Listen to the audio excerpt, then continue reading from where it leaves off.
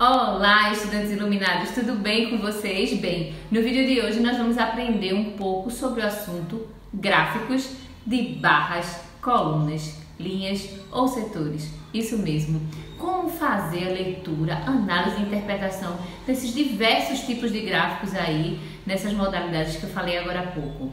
É nesse vídeo que vocês vão aprender sobre isso. Lembrando que esse assunto ele está inserido num eixo muito importante da matemática chamado tratamento de informação. Vocês sabiam que aí na matemática a gente estuda diversos eixos? Nós temos o eixo da geometria, grandezas e medidas, números, operações e funções e temos também o eixo tratamento de informação. Venham comigo aprender um pouquinho mais sobre essa importante temática e qualquer dúvida que vocês tiverem, o que vocês acharem de mais interessante, coloquem aí nos comentários que eu vou ver atentamente, tá bom? Venham comigo aprender um pouco mais. Vamos aprender agora os mais diversos tipos de gráficos. Vejamos. Nós temos o gráfico de pontos. E o que diz esse gráfico? Observem aí. Temos um gráfico de uma sala de educação infantil em que a gente tem aí as amostras das idades das crianças em anos. Então, cada ponto desse aí representa uma criança e a sua respectiva idade. Por exemplo, aqui na idade de 1 ano nós temos 2 crianças. Na idade de 2 anos, 4 pontos, temos aí 4 crianças. E por aí vai. Observem que o gráfico de pontos tem por objetivo apresentar os dados das tabelas de forma resumida e que possibilite a análise das distribuições desses mesmos dados. Gráfico de barras. Olha aqui um exemplo de gráfico de barras. É importante vocês perceberem que o gráfico de barras tem como objetivo comparar os dados de determinada amostra utilizando retângulos de mesma largura e altura. Observem, retângulos de mesma largura e altura. Gráfico de linhas. Vejamos aí um exemplo de gráfico de linhas. Observe que isso aí é o rendimento, o faturamento, na verdade, de uma empresa. Em janeiro, por exemplo, o faturamento foi de 10 mil. Em fevereiro, o faturamento foi de 15 mil. Em março, aqui embaixo, esteve entre 5 e 10 mil. E por aí vai. Esse gráfico de linhas é utilizado em casos que existe a necessidade de analisar dados ao longo do tempo. Esse tipo de gráfico é muito presente em análises financeiras. Nós temos também o gráfico de colunas. Se assemelha muito ao gráfico de barras, observem aí um exemplo. Seu estilo é semelhante ao gráfico de barras, sendo utilizado para a mesma finalidade. O gráfico de colunas, então, é usado quando as legendas forem curtas, a fim de não deixar muitos espaços em branco no gráfico de barra. E, por fim, nós temos o gráfico de setores. Vejam aqui um exemplo, uma figura que representa aí um gráfico de setores. E esse gráfico ele é utilizado para representar dados estatísticos com um círculo dividido em setores. As áreas dos setores são proporcionais às frequências dos dados, ou seja, quanto maior a frequência, maior vai ser a área do setor circular. Então, a partir de agora vamos exercitar um pouco.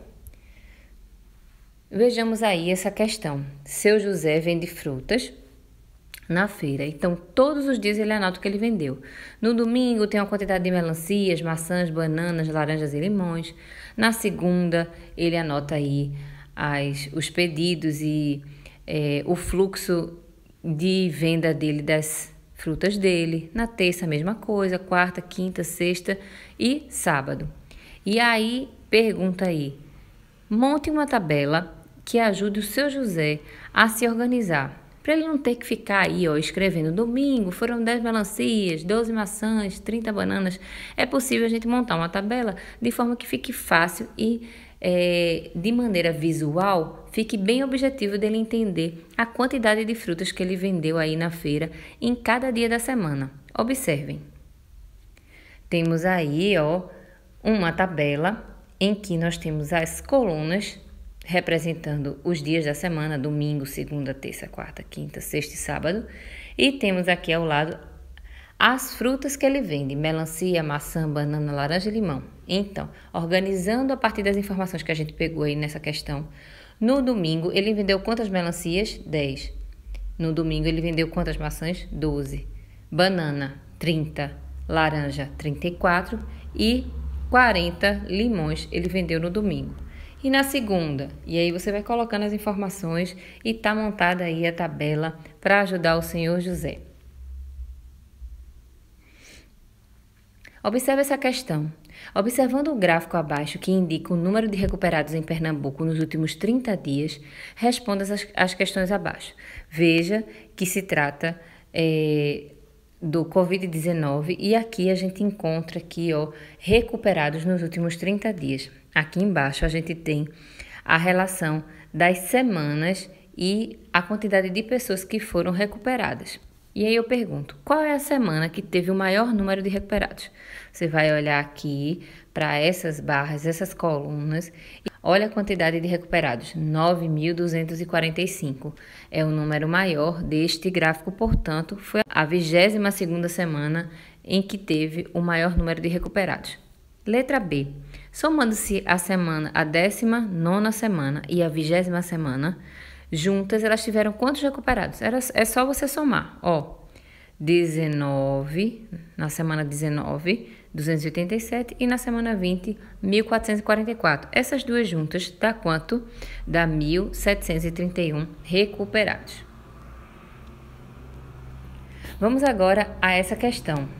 Vamos fazer a montagem de gráficos observando a situação abaixo. Numa sala de aula, nós temos meninos e meninas, certo? E aí, a gente vai montar esse gráfico no estilo barras. Vê só. Qual é o número de meninos? Você vai observar aqui as cadeiras, os nomes e vai ver quantas meninas tem. São 5 meninas nessa sala de aula. São quantos meninos? São 7 meninos nessa sala de aula. Qual é o total de meninos e meninas? 12. E aí aqui eu pergunto, qual é a quantidade de meninos? 7. Você vai pintar até o número 7. Qual é a quantidade de meninas? 5. Vai pintar até o número 5. E qual é o total de alunos? 12.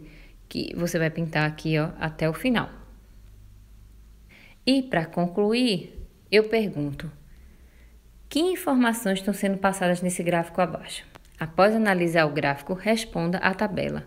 Observe aqui que nesse gráfico existem o tema profissões para o futuro, certo? Em que aqui a gente relaciona o número de alunos e as profissões que eles almejam, ou seja, que eles desejam para o futuro deles. E aí vê, jogador de futebol é representado por essa coluna aí, em vermelho. Médico, coluna em amarelo, dentista, coluna em azul, advogado, essa coluna aí em roxo e ator, essa coluna em verde. E aí, como fazemos para montar essa tabela, ou melhor, para preenchermos essa tabela aqui abaixo? Na profissão de jogador de futebol, quantos são os alunos que desejam isso para o futuro? O número de alunos é 2. E o número de alunos que desejam a profissão de médico para o futuro? Apenas 1. E aí, dentista, são 3 estudantes que desejam essa profissão para o futuro. A advogada, só observar aqui na tabela, no gráfico, são 6. E aqui em ator, nós temos, seguindo aqui a numeração, 4. Então, jogador de futebol 2, médico 1, dentista 3, advogado 6 e ator 4. Total de estudantes que participaram dessa pesquisa, ou seja, desse gráfico aí que está sendo mostrado para nós, 16 estudantes. Bem, eu espero que vocês tenham gostado de mais esse importante tema da matemática. Bons estudos e até os próximos vídeos. Tô com muita saudade de vocês.